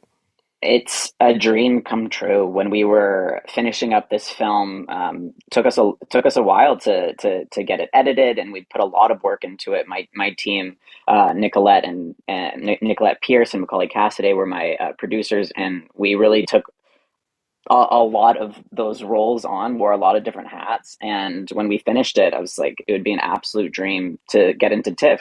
Being from Toronto, hometown, but it's also one of the best film festivals in the world. And when I got the email, I was floored. I was like, I live with my partner too, Nicolette, who we wrote it together. And I just turned to her and I was like, we just got into TIFF. And since then, it's just been a dream catching up to the reality of that. Now, one thing about walking through the story again, for those who may not be familiar with it, in a sense, this is this is a piece of your story. This is a piece of where you've been and how you got to be where you are. First off, for you, does it still blow your mind even now that you found the wherewithal to tell it? And secondly, how important is it that people see it, especially in where we're at right now as a community? Yeah. I think coming out, playing in the NWHL, and the amount of fan support, the amount of support from my teammates, and the amount of media support that I had. I did a lot of documentaries and a lot of public speaking events where people really resonated with my story. So I knew I had something to tell, and to be able to do it in a visual medium like this, it was pretty daunting to be like, how do I even go about this? It was my first time making a film, but I really surrounded myself with some amazing filmmakers, amazing DP. Our cinematographer, Emily Zhang, is a trans woman, and we were able to really hone in our vision, and writing it with my partner, Nicolette.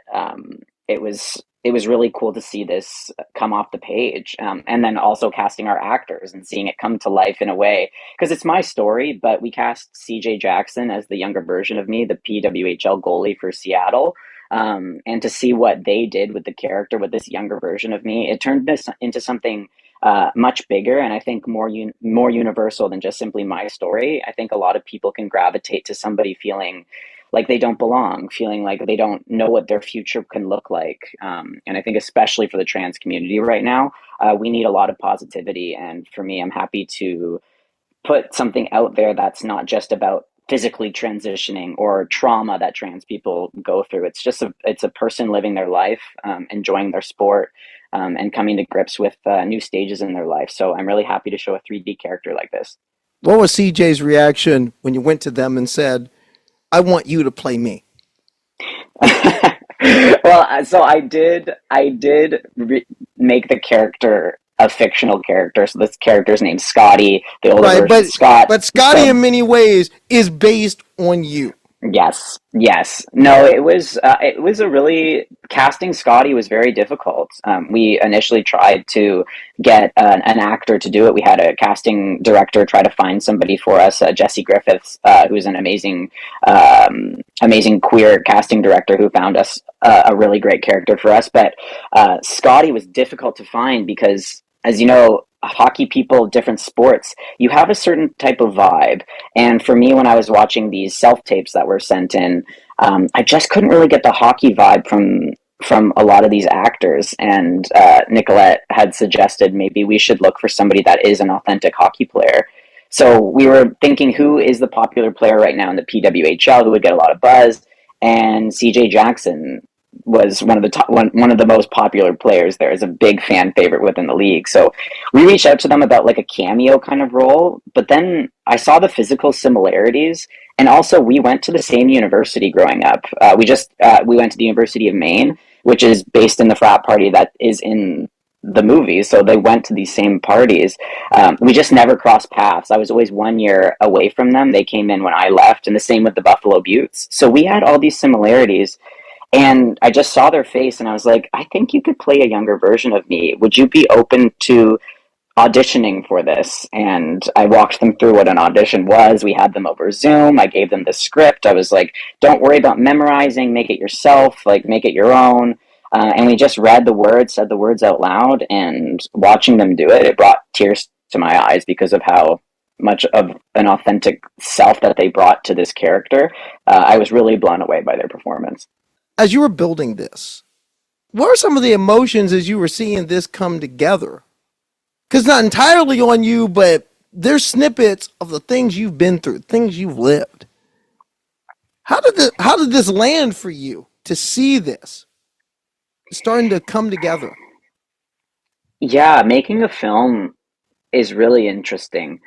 There's so many different stages to it, and obviously in the filming stage there were moments where I could see CJ's performance in the frat party and seeing their isolation that they had and the things that I wrote that they were able to embody was really emotional for me to see. And the moment where I can't give away the total climax of the film, but seeing the climax of the film in real time really blew me away, because that's what I had envisioned in my mind for years as we were prepping. So seeing it really come to life was really amazing. But the editing process was really amazing as well, because you have all this material that you filmed. You filmed all this stuff over 3 days. You don't know what you captured.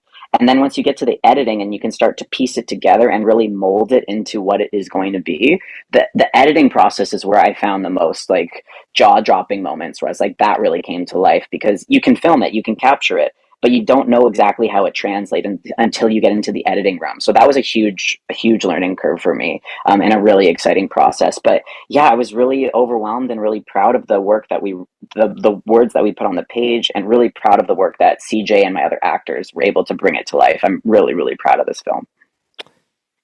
Oh, there's a lot to be said for telling a story, but even those of us who are willing to go out there and tell it, it's a lot to do. What made you decide I need to do this? I think what always drives me in everything that I do, I think since coming out so publicly in 2016, knowing how much my visibility and how much the visibility of a trans person can impact those around you, and knowing how much visibility meant for me every time that I saw a trans person or a trans character growing up, and how special and how life-saving that was for me.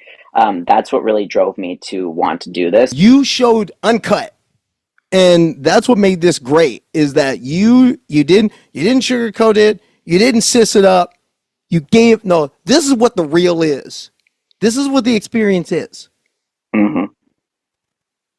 How important was that you did that? To you, how important was it that you showed, no, we're going to give it to you straight, no chaser?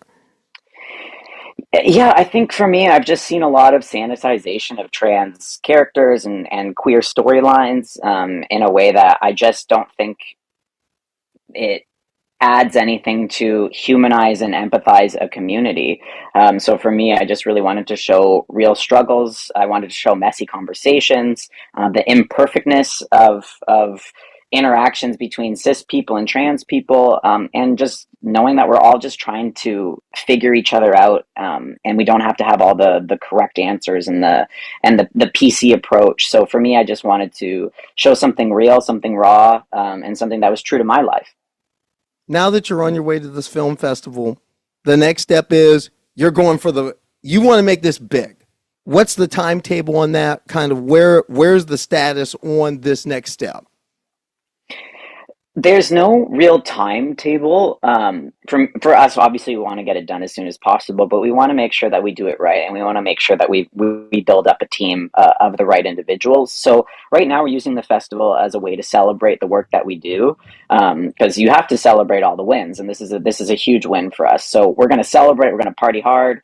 But we're also using this as a really great networking environment, and a lot of people are going to get eyes on this film. This is one of the top film festivals in the entire world, and we have access to hundreds of people, hundreds of audience members, hundreds of people within the industry, producers, financiers, things like that we can get on our team. So we have all the materials ready for the feature. We're ready. Whoever wants to get involved. We have a great idea. We have a great concept, and right now we're pitching those ideas. And Toronto International Film Festival is a great place to do that. How hard has it been to pitch, given the climate that we're in right now? And not just the climate in the United States. I mean, in Canada, they were sweating bullets at that last election as well.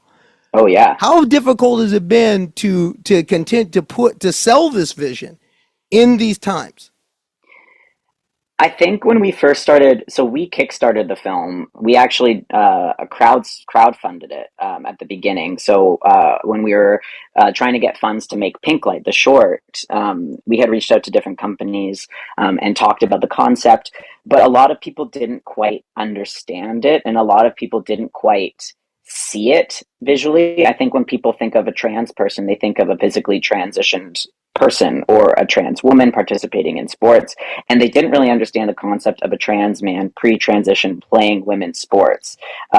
So it was really hard to kind of sell that idea, and we thought that we would get corporations to get behind it, and eventually MLSE did really get behind it and backed us in a really amazing way. The Maple Leaf Sport and Entertainment organization, they were the first ones to back it before we made it. But once we've made it, we've had a lot of people that have seen the product, and once they see it, they're able to understand it in a new way.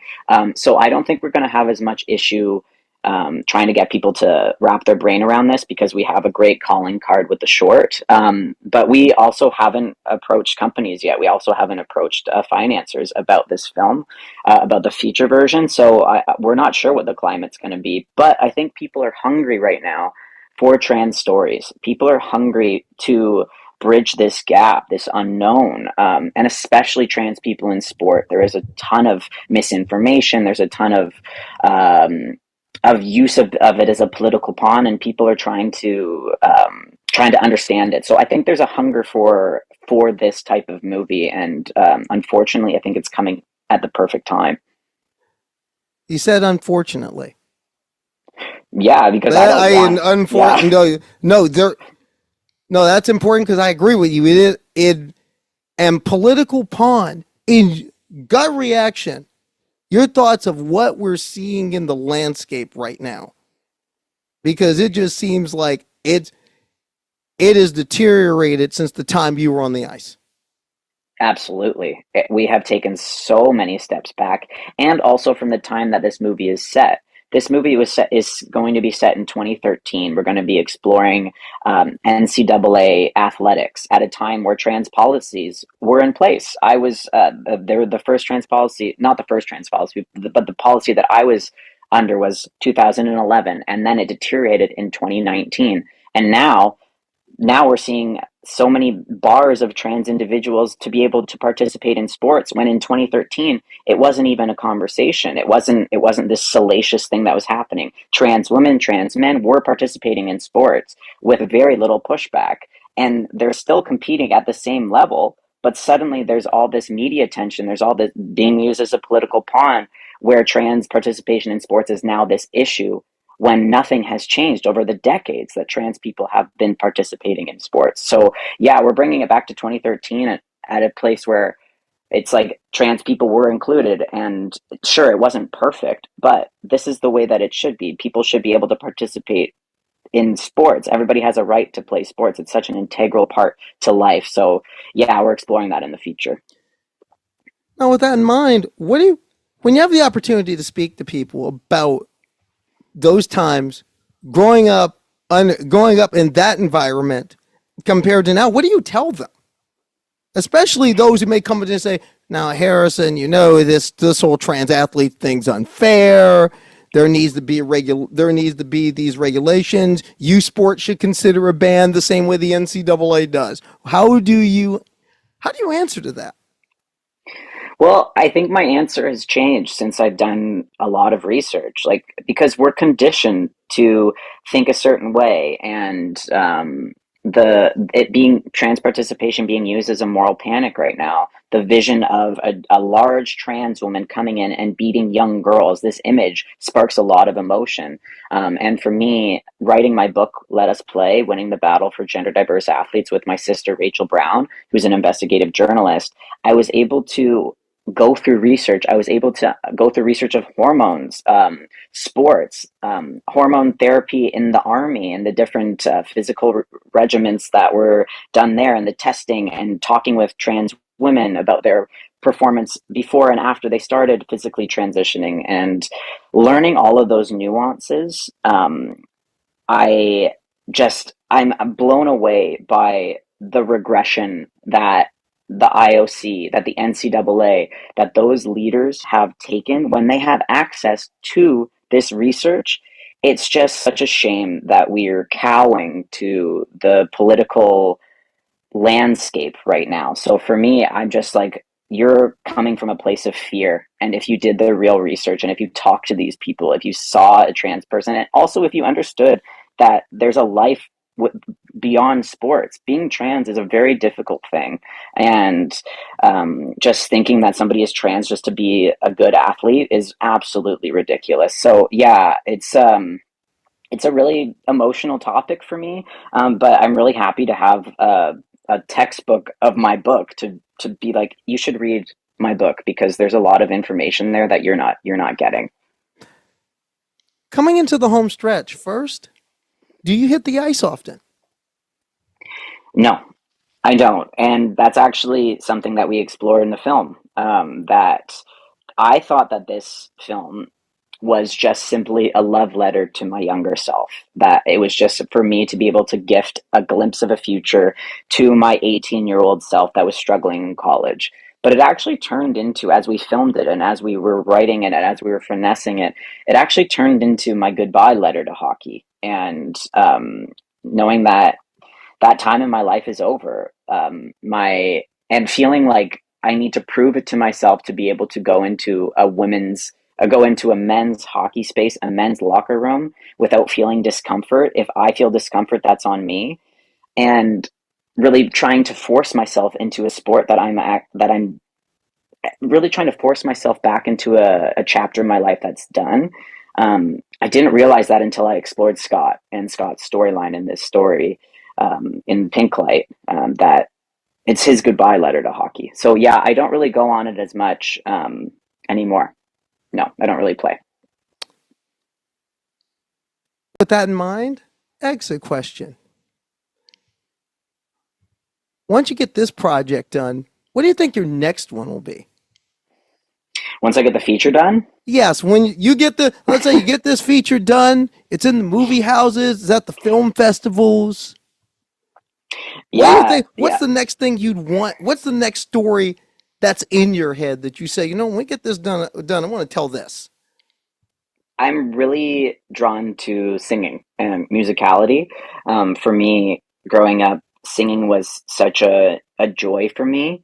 And when I started physically transitioning, I started to lose my voice, and I started to lose my range in my vocal cords.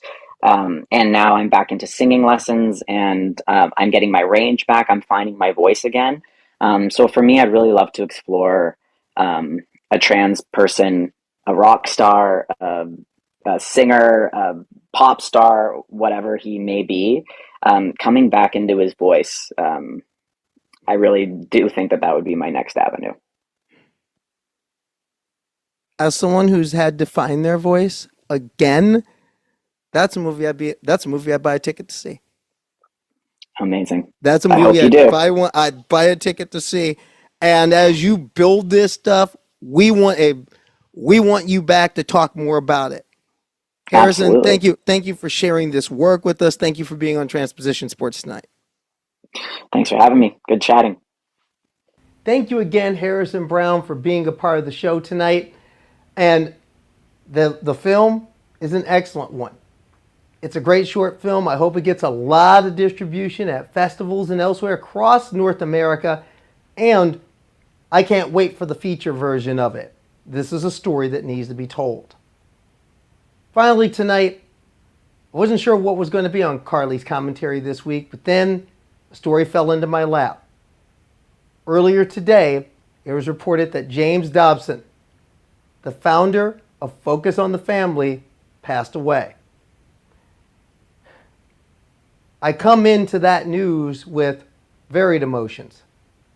See, I make it no secret. I know that James Dobson and I shared a faith.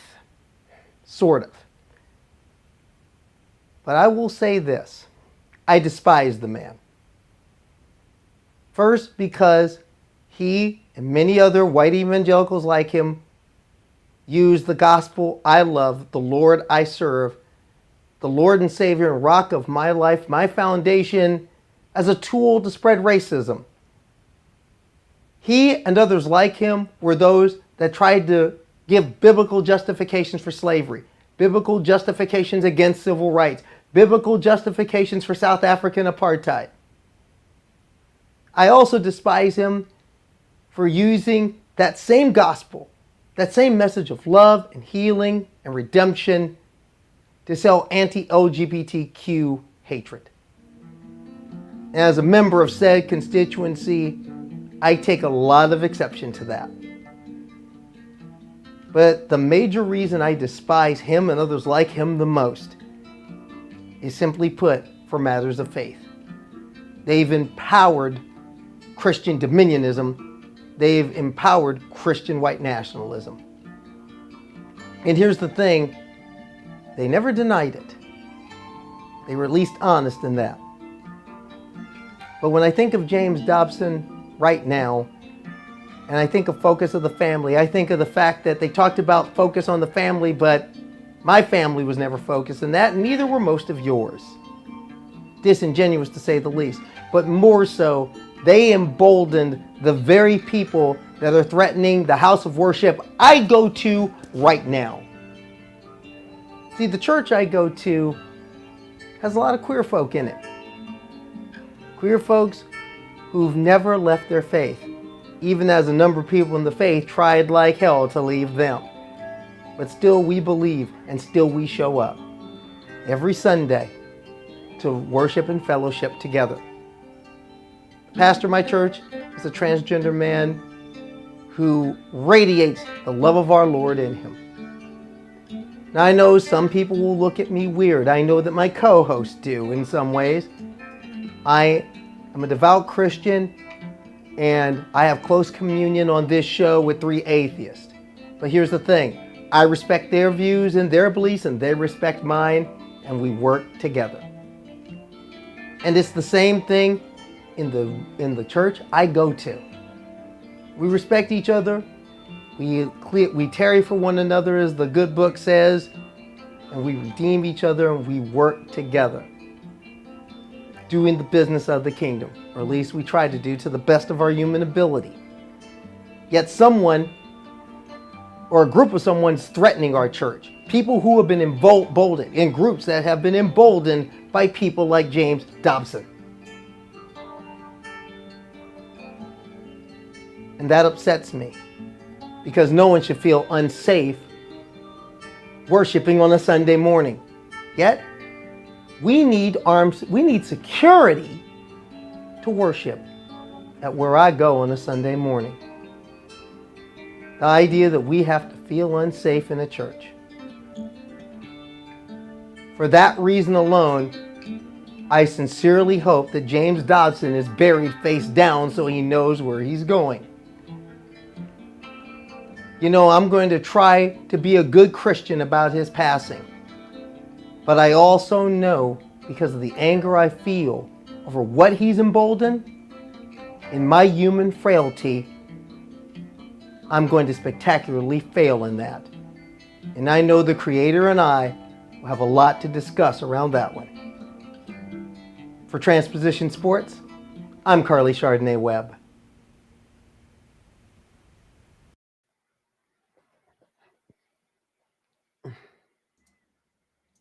All right. Hello. Welcome back to the stage.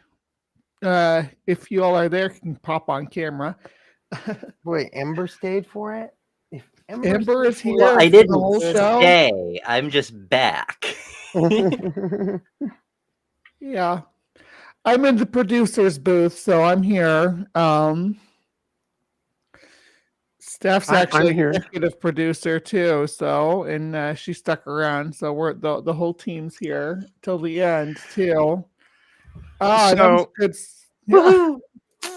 We got a late breaking story. Well, it's not really late breaking. Actually, got published on the 19th of August. But I'm gonna just do this thing here because it's funny as fuck, and I'm at the point where humor is necessary. Everyone's favorite 5th place swimmer. Yeah, that's the one. That is the one. I saw this earlier. Yeah. Let's see. I gotta find the I thing. thought you were gonna bring up the crosswalk thing because I just popped on my Oh feed. no. too. It's just this is Titan Uranus actually put this thing up. Yeah, anti-trans activist brutally mocked for selling ivermectin in her car. This is Riley Gaines. Riley Gaines, and the you know, they had this is a story from LGBTQ Nation. It's like, did horse parasites also beat you at swimming? It's like, you got to read the she posted this thing. School is starting. Fall is coming. Stay ahead of sickness and keep your immune toolbox stocked with all family pharma. Get your ivermectin here. Oh wow! And you know, it's like, it's right, Riley. You are a horse's ass. I do understand that, but you maybe you don't want to be scratching it quite that way. Like, what? Oh my God. I bet you're 5th place in sales. This is perfectly okay at this stage of your life to get a real job. Let's see what else we got here. The concept of selling ivermectin from an alternative pharmacy out of your car because you tied 5th with a trans woman 3 years ago. And it one of the more yes, I am grifters, blah, blah, blah. What a coincidence. People want to protect children from trans people. Also think it's a good idea for healthy children to take a horse dewormer. And did horse parasites also beat you at swimming? Should we run it? Should we run the real American transphobe right now? Should we run it? Well, probably, but wait a second. There's You want to do one it in here live? that's You really. want to sing "Real American Transphobe" Here we go. live for us? Being known only for being a transphobe, then getting a check from a drug dealer selling hormones online, laughing my fucking ass off. Perfection. Estradiol. Wow. Riley Gaines is a Riley. Oh my goodness. Money. Oh God. You gotta Anyway, learn that I just thought I had to bring that in. This is okay, folks. That was good. Yes. Steph doesn't Steph quite in the same way as Steph used to Steph. I don't get pissed off anymore. I am perpetually pissed off, but it's shaking my damn head kind of pissed off, really, because all of this is so goddamn absurd. What Harrison was saying, what Harrison was saying about 2013. Look, I transitioned started in 1998. And I went through the whole thing. I'm a professional sailor. I went through the whole thing with world sailing, with US sailing, all of this stuff. And I was actually on a panel to study the issue. And all of these issues were beginning to be studied, but then the politics, the shit hit the fan with the politics. And the president of U.S. Sailing literally had an email from him, said, I can't imagine how you must feel when World Sailing published its policy, which basically says trans women cannot compete in women's events. Especially in a sport like sailing, where it's so equipment dependent that it's not, really, I couldn't sail a laser radial even if I wanted to. I weigh too much. I couldn't be competitive. That isn't keeping me off the race course. That's not keeping me off of the committee boat running races for the Etchells Fleet 27 here in Portland, Maine. That's not keeping me out of my sport, but it's keeping in front of the nation that it's okay to discriminate against people like me. I am well respected by my competitors, by my fellow sailors. I don't have a problem with the president of U.S. Sailing, but it's like the reaction. I can't imagine how you feel. My reaction is, well, try. Just try to imagine how I must feel. I mean, I did not transition to win a pickle dish. I transitioned to be myself. And as a result, my sailing actually did get better. It not the same, but it got better because I was mentally more equipped for using my skills in a way that was comfortable physically, even though the actual physical techniques changed radically for the way I approached the sport. I just, it had to be more finesse and less brute strength. It's just a fact. Because guess what, folks? Biology is real. And if you're not in a testosterone-fueled body, you do not have, you don't have the oxygen carrying capacity. Your bloodstream loses that. It's a medical fact. And when Harrison was talking about all of the research, almost all of the research, and there are always caveats in all of the studies that are done that say we don't have enough data on this. But what data we do have tends to indicate that it's the fairness issue is a bunch of bollocks. So anyway, that was back to Steffing. But I usually laugh at this shit because it is so absurd. It's so absurd. Yeah, it's nonsense. You don't have to apologize for pointing out the absurdity of it all. It's better to laugh at it than to rage about it, I guess. At this point, I don't know. I guess the best thing I can do is point out the absurdity of it and hope that people appreciate that it's bananas. Yes, it's bananas. BANANAS. It's been coming up a bit today. Yes. All right. Final thoughts before we wrap this thing up. I really appreciate that Riley story. I saw the actual news and I was like, I'm not giving that bitch any attention. But that was worth it.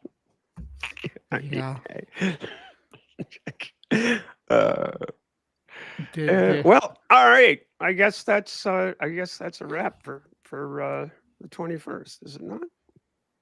We good? All right. Let's call it a night. Love you all. Like the Thank you channels. for tuning Subscribe in. to the channel. Share the broadcast. Do all the things. You know, Oh, join we some can of the plug. Yeah, Discord. me and Ember got a thing in the morning too. Oh, you do? Go ahead. Yeah. We're so there's a morning show that a lot of us non-believer folks often hang out at, and the host is on vacation. So we're pirating the time slot. Bree and I, Ryan Kultastic, Patty and Nancy from the Apostate Sisters, and AJ from Ways to Human are all getting together, causing mischief. We're on half of our channels. We're simulcasting. It's fun. You can find us anywhere, and do join us because tomorrow's going to be interesting. All right. Well, y'all have a good time, and we'll see all of you next week. That's right. Right back Bye, here everyone. on the Transpositions. Bye. Bye.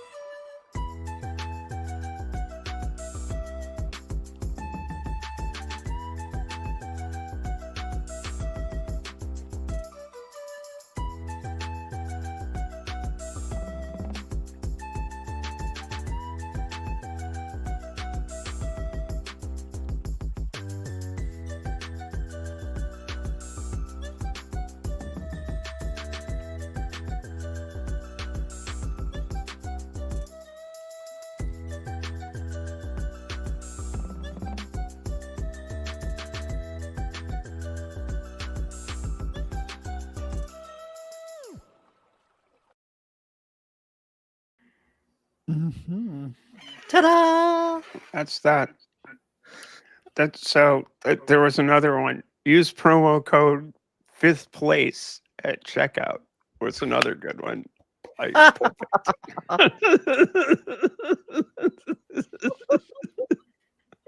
All right.